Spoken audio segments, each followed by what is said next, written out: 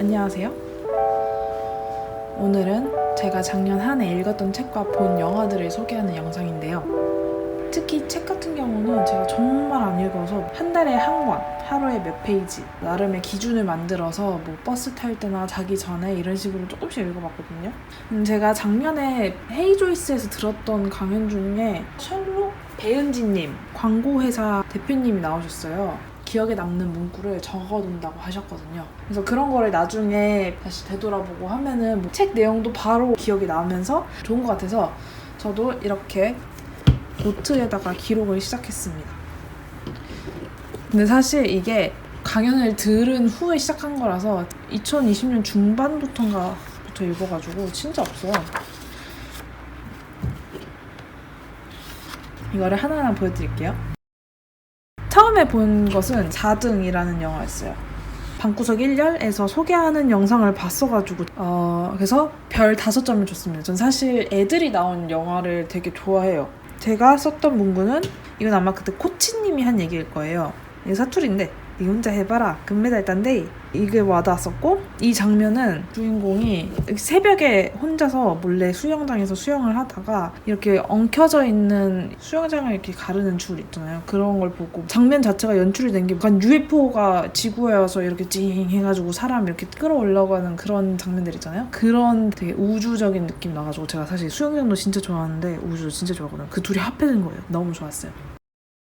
전 사실 영화 좋다는 얘기를 트위터에서 많이 보거든요. 미스 아메리카나도 트위터에서 되게 좋다고 했어서 봤는데 저 좋다고 느꼈고 별은 4개를 줬네요. 테일러 스위프트의 다큐멘터리 같은 영화인데 머리에 딱 꽂힌 문구가 뭐냐면 I'm trying to be as educated as possible on how to respect people, on how to deprogram the misogyny in my own brain.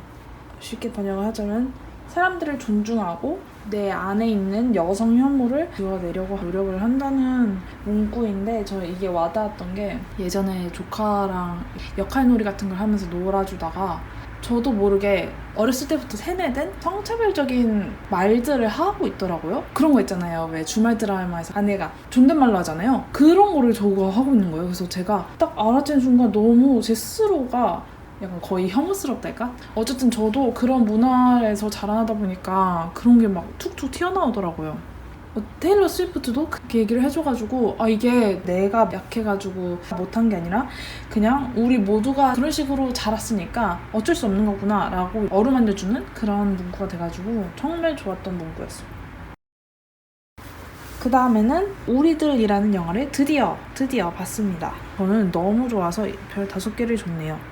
대사는 유명한 대사가 아무래도 포스터 같은 데 올라오는 그런 명대사들을 보고 나서 영화를 보면 그 대사가 그냥 꽂혀요. 이게 근데 내가 진짜 공감을 해서 꽂히는 건지 아니면 한 번 들어서 익숙해서 꽂히는 건지 모르겠지만,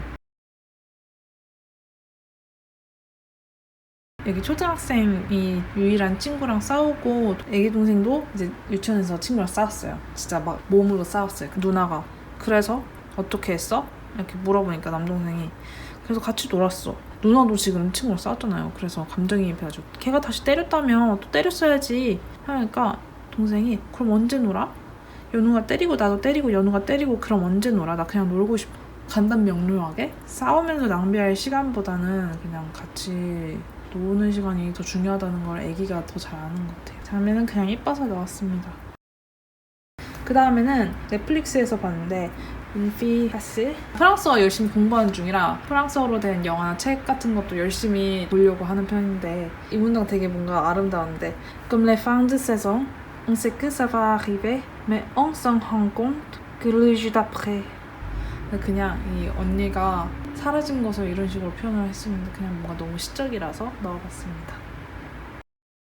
그 다음에는 전쟁은 여자의 얼굴을 하지 않았다 라는 책인데요. 작년인가 재작년인가 아는 언니가 북클럽을 하는데 읽어가지고 가야지. 근데 결국에는 한 번도 못 갔고요. 책을 읽어봤는데 그땐 되게 어렵다고 생각이 들었어요. 2차 세계전쟁을 영화를 보는 거는 어떤 드라마틱하게 만들어진 요소가 있고 거기에서 조금 벗어나서 여자들 그런 전쟁에서 느꼈던 것들, 그 전쟁이 끝나고 개개인이 느낀 거, 집에 돌아가서 느꼈던 그런 거를 쓴 그 사람들의 증언을 듣는 느낌. 그래서 이 책은 좋은 부분이 정말 많은데 그래도 고르자면 언니는 아들이 셋이었는데 다 죽고 없다는 거야.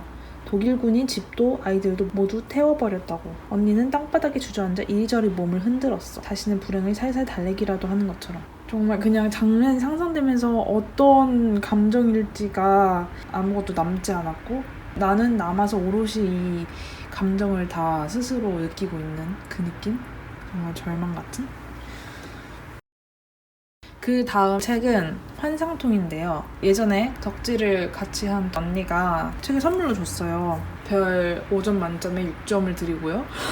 한 아이돌 멤버를 좋아하게 되는 팬 2명의 이야기예요. 거의 모든 문장이 공감이 된다고 진짜 밑줄 칠 정도로 너무 좋은데 그 중에서 정말 내가 제일 공감되라고 하는 문장은 좀 저의 모든 것을 약간 벌거벗듯이 보여주는 느낌이라 그것보다는 조금 생각을 해서 하지만 원래 팬이란 믿는 자라기보단 사랑하는 자이며 사랑하는 자는 끊임없이 번민하고 의심하는 어리석은 자가 아니던가 이런 뭔가 덕질을 하면서도 제 안에 마음의 집착이 너무 강해져서 마음의 거리를 둬야 나 스스로도 편한 건데 그냥 되게 집착을 하게 되는 느낌?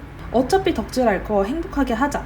그러나 나는 찬성적으로 그게 불가능했다. 어떻게 즐겁게 보지 못하는 날엔 눈앞에 없어 괴롭고 보는 날엔 그가 날 알아보지 못해 괴로운데 좋아하면은 그 사람한테 특별한 사람이길 바라잖아요. 그래서 그런 감정을 정말 솔직하게 써놓은 문장 같아요.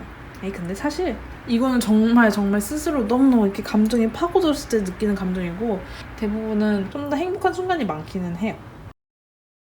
그 다음에 읽은 책은 이 프리스티지라는 책인데 책은 95년에 나왔는데 영화가 12년인가?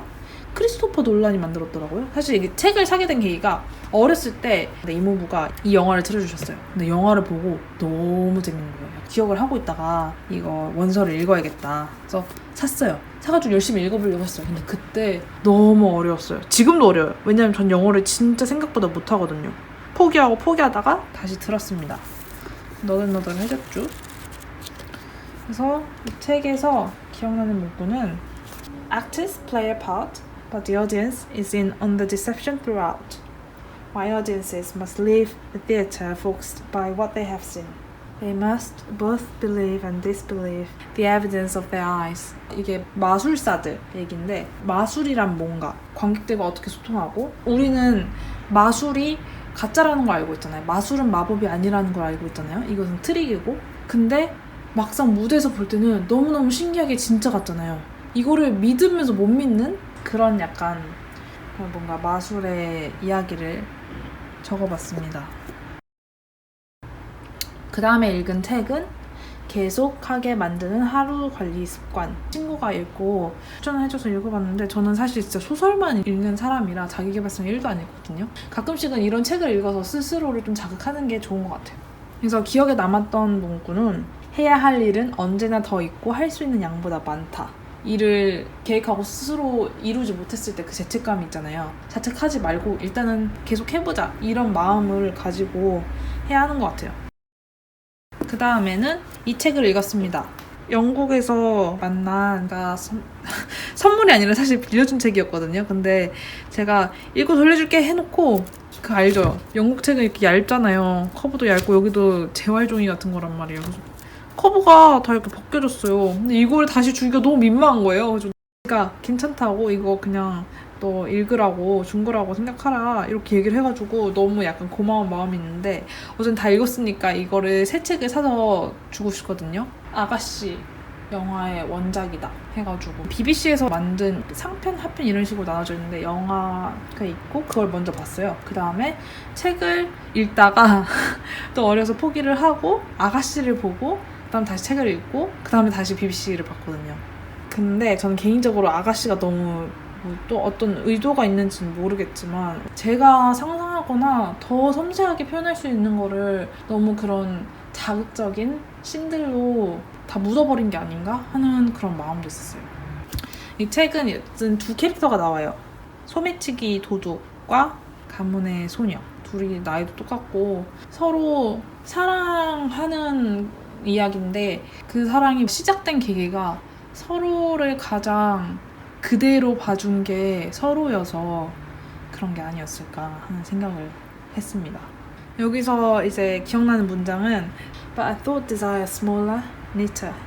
I suppose they're bound to its organs, as taste is bound to the mouth, vision to the eye. This feeling haunts and inhabits me like a sickness. It covers me like skin. 이 감정은 다른 거구나. 우리가 어떤 이런 손이나 입이나 코로 느끼는 게 아니라 그냥 온몸으로 느끼는 거구나 라는 거를 좀 알려준 것 같아요. 이렇게 한 문장씩을 소개해봤는데요. 아직도 가진 책이 몇 권 있어서 올해 초에는 그걸 다 읽고 그다음에 추천받은 책들도 다 읽을 예정입니다. 그리고 이번엔 좀 더 빨리 한 2주에 한 권씩은 읽으려고 하고 영화도 일주일에 한 편씩은 꼭 보려고 합니다. 이렇게 많이 소비를 해야 나오는 것도 있잖아요. 그래서 공부라고 생각을 하고 있습니다. 영어를 진짜 못하는 이유가 그거 같아요. 책을 진짜 안 읽었거든요. 그래서 형용사 같은 것도 되게 모르고 소리? 이런 거 진짜 몰라요. 근데 이제 책을 읽으면서 지금이라도 공부를 한 중이에요. 그래서 프랑스어도 좀 더 잘하게 되면 프랑스어 책도 느리지만 열심히 읽어보도록 하겠습니다. 그러면 내년쯤에 또 다시 꽉 찬 수첩으로 돌아오겠습니다.